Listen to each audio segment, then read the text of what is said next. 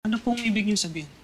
Eh, yung kasing mga pa-shoutout mo, nakakaabala kasi.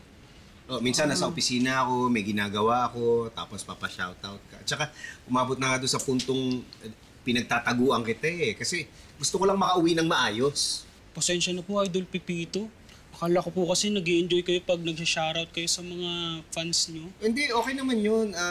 Okay lang naman bumati ako sa mga fans o mga umiidolo.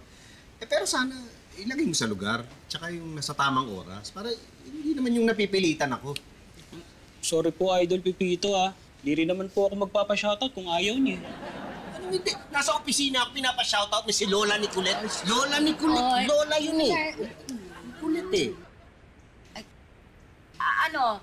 Alam mo, hindi mo pwedeng sabihin sa amin yan kasi napanood namin sa website mo, pinagkakakitaan mo yung babati niya. Oh. Grabe naman po yun. Hindi po. Hindi po. Hindi talaga. po ako yan. Hindi ka. Naku, Ha? Oh. Ano yan? pasensya na po, Idol. Pasensya na. Malapit na maubos ang pasensya namin sa'yo eh. Sorry po talaga.